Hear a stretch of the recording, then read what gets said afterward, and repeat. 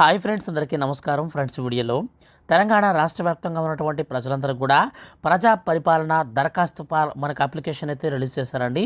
So ఈ యొక్క ఫామ్ని మనం ఎలా డౌన్లోడ్ చేసుకోవాలి, అలాగే దీన్ని మనం ఎలా ఫిల్ చేయాలి, కంప్లీట్ ఇన్ఫర్మేషన్ అయితే వీడియోలో ఎక్స్ప్లెయిన్ చేస్తాను. సో ఏ పథకాలకు సంబంధించి ఏ విధంగా మనం ఏ డాక్యుమెంట్స్ అవసరం అవుతుంది, సో క్లారిటీగా అయితే ఎక్స్ప్లెయిన్ చేస్తాను. కాబట్టి వీడియోని మాత్రం స్కిప్ చేయకుండా కంప్లీట్గా అయితే మీరు చూడండి. అలాగే మీ యొక్క ఫ్రెండ్స్ అండ్ ఫ్యామిలీకి కూడా ఈ వీడియోని షేర్ చేస్తే వాళ్ళు కూడా ఈ విషయాన్ని తెలుసుకుంటారు. ఇక లేట్ చేయకుండా టాపిక్ని మనం స్టార్ట్ చేద్దాం. ఫ్రెండ్స్, మనకు అప్లికేషన్ ఫామ్ అయితే మనకి ఈ విధంగా వస్తుందండి. తెలంగాణ రాష్ట్ర ప్రభుత్వం అభయహస్తం అనే హెడ్లైన్తో మనకు అప్లికేషన్ ఫామ్ అయితే వస్తుంది. కింద వచ్చేసి మనకు ప్రజా పరిపాలన, అలాగే ఇక్కడ డేట్ అయితే ఉంటుందన్నమాట. ఈ డేట్ నుంచి ఈ డేట్ వరకు అయితే మనం ఈ యొక్క పథకాలకు అప్లై చేసుకోవచ్చు. తర్వాత మనకు కింద చూసుకున్నట్లయితే ఇక్కడ మీరు చూడొచ్చు ఏ పథకాలకు అమలు చేస్తున్నారు. ఇక్కడ మహాలక్ష్మి, రైతు భరోసా, గృహలక్ష్మి, ఇందిరమ్మ ఇండ్లు, చేయూత పథకాల కొరకు ఈ విధంగా అయితే మనం అప్లై అయితే చేసుకోవాల్సి ఉంటుందన్నమాట. సో ఇక్కడ మనం చూసుకున్నట్లయితే క్లారిటీగా కుటుంబ వివరాలు అయితే మనం ఇక్కడ కొన్ని ఫిల్ అయితే చేయాల్సి ఉంటుంది. సో వాటిలో మనకు ముఖ్యంగా ఫస్ట్ చూసుకున్నట్లయితే దరఖాస్తుదారుని యొక్క పేరు అయితే ఇవ్వాలండి. సో తర్వాత రెండోది వచ్చేసి మీరు స్త్రీయా పురుషుడా ఎవరైతే దరఖాస్తు చేసుకున్నారో మీ యొక్క కేటగిరీని అయితే ఇక్కడ సెలెక్ట్ చేసుకోవాల్సి ఉంటుంది. బాక్స్లో ఈ విధంగా టిక్లు అయితే పెట్టుకోవాలండి. సో తర్వాత వచ్చేసి మీరు ఏదైతే అది పెట్టుకోండి. సో తర్వాత వచ్చేసి మనకు ఎస్సీనా ఎస్టీనా క్యాస్ట్ అయితే మనకు అడుగుతుందన్నమాట. సో మీరు ఏదైతే దాని మీద మాత్రమే టిక్ పెట్టండి, అన్నీ అయితే ఫిల్ చేయొద్దు. అలాగే తర్వాత మనకు వచ్చేసి పుట్టిన తేదీ అయితే మనకు 4వదిగా ఈ గళ్ళలో అయితే ఇవ్వాలన్నమాట. సో తర్వాత 5వదిగా మనకు ఆధార్ కార్డు నెంబర్ అయితే ఈ గళ్ళలో ఇవ్వాలి. తర్వాత రేషన్ కార్డు నెంబరు ఇక్కడ ఇచ్చేసేయాలన్నమాట. రేషన్ కార్డు నెంబర్ ఇక్కడ ఇచ్చేసిన తర్వాత ఇక్కడ మీ యొక్క మొబైల్ నెంబరు బాగా గుర్తుపెట్టుకోండి. మీకు పనిచేసేటువంటి మొబైల్ నెంబర్ మాత్రమే ఇక్కడైతే ఇవ్వాలన్నమాట. సో మీకు పని చేయని నెంబర్ అయితే వద్దు.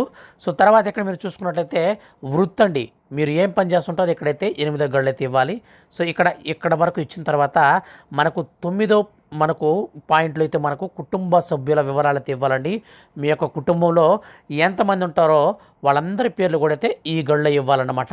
సో తర్వాత ఈ యొక్క దరఖాస్తుదారుడు ఎవరైతే ఉంటారో అతనికి సంబంధించి ఈ యొక్క కుటుంబంలో ఉన్నటువంటి పేరు కలిగిన వ్యక్తికి ఉన్నటువంటి రిలేషన్ ఏంటి అంటే కొడుకు అయితే కొడుకు, కూతురు అయితే కూతురు, అలాగే భర్త అయితే భార్య అయితే ఏదైతే ఉంటుందో ఆ యొక్క రిలేషన్ అయితే ఇక్కడ ఇవ్వాలన్నమాట. అలాగే ఆ యొక్క వ్యక్తి యొక్క లింగం అంటే అతను పురుషుడా లేక స్త్రీ ఇవ్వాలి. పుట్టిన తేదీ, వాళ్ళ యొక్క ఆధార్ కార్డు నెంబరు. సో మీ యొక్క కుటుంబంలో ఎంతమంది ఉంటే అంతమందిని ఇక్కడైతే ఒక్కొక్క బాక్స్లో ఒక్కొక్కరికైతే ఇచ్చేసేయండి. ఇచ్చేసిన తర్వాత పైకి స్క్రోల్ చేసుకోండి. పైకి స్క్రోల్ చేసుకున్న తర్వాత ఇక్కడ మీరు చూసుకున్నట్లయితే ఇక్కడ చూడొచ్చు మీరు చిరునామా అని చెప్పి వచ్చిందనమాట. సో ఇక్కడ మీ యొక్క ఇంటి నెంబర్తో పాటు అయితే వేయాలి. అలాగే మీ యొక్క గ్రామం, మున్సిపాలిటీ, అలాగే మనకు వార్డు నెంబరు, మండలం, జిల్లా ఇవన్నీ కూడా ఇచ్చేసేయండి. ఇవన్నీ చేసిన తర్వాత ఇక్కడ చూడండి, ఇప్పుడు మనకు ఏ పథకానికి సంబంధించి మనం ఏ విధంగా అప్లై చేయాలనే దానికి సంబంధించి క్లారిటీగా వచ్చాం. ఫస్ట్ ఆఫ్ ఆల్ మనం పైన అయితే ఈ యొక్క అప్లికేషన్ అయితే ఫిల్ చేసామండి. సో ఇప్పుడు మనం ఏ పథకానికి సంబంధించి చేయాలో చూసుకున్నట్లయితే ఇక్కడ మనం చూసుకుంటే ఫస్ట్ ఆఫ్ ఆల్ మనకు మహాలక్ష్మి పథకం ఈ యొక్క పథకం అయితే వచ్చిందనమాట. సో ఈ యొక్క పథకంకి సంబంధించి ప్రతి నెల 2500 ఆర్థిక సాయం కోసం ఖచ్చితంగా మనం టిక్ అయితే పెట్టాలి. అలాగే గ్యాస్ సిలిండర్ కొరకు టిక్ అయితే పెట్టాలి. ఇవి 2 టిక్లు అనేది పెట్టేసుకున్న తర్వాత నెక్స్ట్ వచ్చేసి మనకు గ్యాస్ కనెక్షన్ నెంబర్ అయితే ఈ గళ్ళలో ఇవ్వాలి. మీరు ఏ గ్యాస్ ఏజెన్సీ తీసుకున్నారు, హెచ్పియా లేకపోతే మీరు భారత్ గ్యాసా, మీ యొక్క ఏజెన్సీ పేరు అయితే ఇక్కడైతే మెన్షన్ చేయాలి. అలాగే మీరు సంవత్సరానికి ఎన్ని గ్యాస్ సిలిండర్లు వాడుతున్నారో దానికి సంబంధించి ఇక్కడ ఫిల్ చేసేయాలి. సో ఇవి ఫిల్ చేసిన తర్వాత నెక్స్ట్ మనకు రెండో పథకం వచ్చేసి రైతు భరోసా. ఈ యొక్క రైతు భరోసా పథకం కింద మనం చూసుకున్నట్లయితే చూడండి, రైతులకు ప్రతి ఏటా ఎకరానికి 15,000 రూపాయలు అయితే ఇస్తారనమాట. అందులో మీరు రైతు కనుకైతే ఈ బాక్సులో టిక్ పెట్టండి, లేక మీరు కౌలు రైతు కనుకైతే ఈ యొక్క బాక్సులో టిక్ పెట్టాలి. అలాగే ఈ బాక్స్లో టిక్ పెట్టిన తర్వాత మనకు పట్టాదారు పాస్ పుస్తకం యొక్క నెంబర్లు అయితే వీటిలో మెన్షన్ చేయాలి. అలాగే మీరు సాగు చేస్తున్నటువంటి భూమి వివరాలు, సర్వే నెంబర్లు ఇవన్నీ కూడా ఇక్కడ ఇచ్చేయాలన్నమాట. అలాగే మన యొక్క రాష్ట్ర ప్రభుత్వం వ్యవసాయ కూలీలందరికీ కూడా 12,000 రూపాయలు అయితే ఇస్తామని చెప్పిందండి. మీరు ఒకవేళ వ్యవసాయ కూలీలు కనుకైతే ఈ బాక్సులో టిక్ పెట్టుకోండి. అలాగే మీకు ఉపాధి హామీ కార్డు అంటే మనకు కరువు పని పుస్తకం ఉంది కదా, సో ఆ యొక్క పుస్తకానికి సంబంధించిన నెంబర్ అయితే ఇక్కడ ఇచ్చేసేయండి. ఇచ్చేసిన తర్వాత మనకు ఈ యొక్క రైతు భరోసా అయితే కంప్లీట్ అయిపోతుంది. తర్వాత వచ్చేసి మనకు ఇందిరమ్మ ఇండ్లు పథకం అనమాట.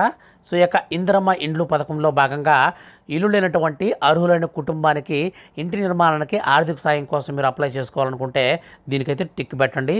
అలాగే మీరు అమరవీరులు ఉద్యమకారులు మీకు గనక ఉన్నట్లయితే మీ కుటుంబంలో మీరు ఈ కుటుంబానికి సంబంధించి టిక్ పెట్టుకోవాలి. వాళ్ళ యొక్క పేరు, అమరుడైనటువంటి సంవత్సరం, అలాగే ఎఫ్ఐఆర్ నెంబర్, వాళ్ళ మీద కేసులు ఉంటాయి కదా ఆ నెంబర్ అన్నమాట.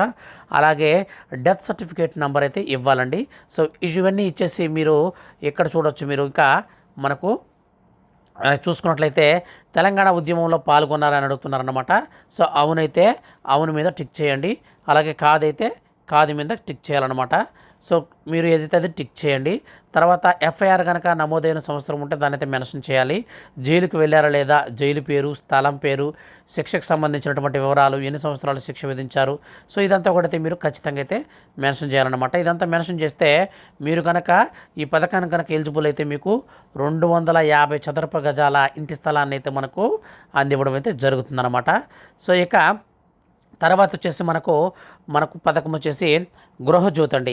ఈ యొక్క గృహజ్యోతి పథకం కింద మన యొక్క రాష్ట్ర ప్రభుత్వం ప్రతి నెల కూడా 200 యూనిట్ల ఉచిత కరెంట్ అయితే ఇస్తామని చెప్పేసి మనకు ఎన్నికల మేనిఫెస్టోలో భాగంగా చెప్పింది. అందులో భాగంగానే మీ యొక్క నెలసరి విద్యుత్ మీరు ఎంత వాడుతున్నారు, 0 నుంచి 100 యూనిట్లు వాడుతున్నారా, లేకపోతే 100 నుంచి 200 యూనిట్లు వాడుతున్నారా, మీరైతే టిక్ అయితే పెట్టుకోండి. టిక్ పెట్టేసుకున్న తర్వాత మీ యొక్క కరెంట్ మీటర్ యొక్క కనెక్షన్ నెంబర్ కూడా అయితే వేయాలన్నమాట. సో ఇది మాత్రం చాలా ఇంపార్టెంట్ అండి. ఎందుకంటే కరెంట్ బిల్ అనేది మనకు 200 యూనిట్స్ వరకు ఫ్రీ అనమాట. కాబట్టి మీరు ఖచ్చితంగా ఇవి మెన్షన్ చేయండి. అలాగే తర్వాత వచ్చేసి మనకు చేయూత పథకం అండి. ఈ యొక్క చేయూత పథకం కింద అర్హత కలిగినటువంటి వారందరికీ కూడా 4000 రూపాయల పెన్షన్ అయితే ఇస్తామని చెప్పి మన యొక్క రేవంత్ రెడ్డి గారు అయితే చెప్పారండి.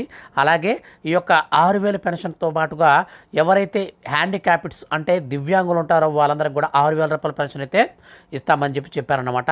సో ప్రస్తుతం మీరు పెన్షన్ అయితే తీసుకుంటూ ఉన్నటువంటి వారు కనుక ఎవరైనా ఉంటే మీరు ఈ యొక్క చేయూత పథకంకి సంబంధించి మీరు అప్లై చేసుకోవాల్సిన అవసరం అయితే లేదండి. సో కొత్తగా అప్లై చేసుకునే వాళ్ళకి మాత్రమే, అంటే పెన్షన్ ఇప్పటివరకు రాకుండా కొత్తగా అప్లై చేసుకునే వాళ్ళకి మాత్రమే ఇదైతే మీరు అప్లై అనేది మీరు ఎన్ని ఫిల్ చేసుకోవాల్సి ఉంటుంది. సో కొత్త వారికి కూడా ఒకసారి చెప్పేస్తాను చూడండి. మీరు ఈ యొక్క పెన్షన్కి అప్లై చేసుకోవాలనుకుంటే మీరు ఒకవేళ హ్యాండిక్యాప్డ్స్ అయితే హ్యాండిక్యాప్డ్స్ మీద టిక్ పెట్టుకోండి. అలాగే మీ యొక్క సదరం సర్టిఫికేట్ నెంబర్ అయితే ఇవ్వండి. సో మీరు ఒకవేళ హ్యాండిక్యాప్డ్స్ కాలేదు, మీకు హ్యాండిక్యాప్డ్స్ అనేది లేరనుకోండి, అప్పుడు మీరు ఏం చేయాలంటే ఆ యొక్క పేజ్ని అయితే మీరు దాన్ని ఒక టిక్స్ అయితే వదిలేసేయండి. సో మీరు సెకండ్లోకి వచ్చేయండి. ఇతరులు అన్నది కదా, సో ఇందులోకి వచ్చేసండి. మీరు వృద్ధాప్య పెన్షన్ కావాలా, వితంతు పెన్షన్ కావాలా, చేనేత, ఎయిడ్స్ వ్యాధిగ్రస్తులు, ఫైలేరియా బాధితులు, బీడీ టేకేదారుడు, ఒంటరి మహిళ, బీడీ కార్మికులు, డయాలసిస్, గీత కార్మికులు, ఈ విధంగా మీరు ఏ వృత్తి చేస్తున్నారో దానికి మాత్రమే టిక్ పెట్టండి. అన్నిటికైతే టిక్ పెట్టద్దు.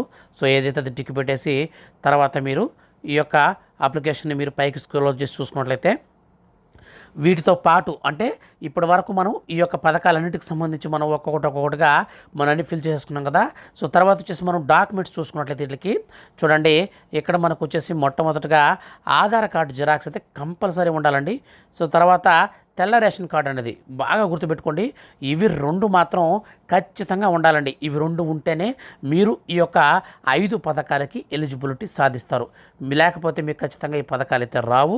కాబట్టి మీరు ఖచ్చితంగా చేయండి.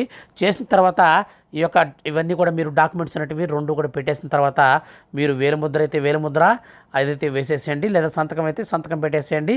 సంతకం పెట్టేసిన తర్వాత మీ యొక్క పేరు అయితే ఇక్కడ రాయండి. అలాగే మీరు ఇచ్చేటువంటి డేటు, సో ఇదంతా మీరు గ్రామ సభలో ఇస్తారు కాబట్టి మీరు ఏ తేదీని తీస్తారో సో యొక్క డేట్ తెచ్చేయండి.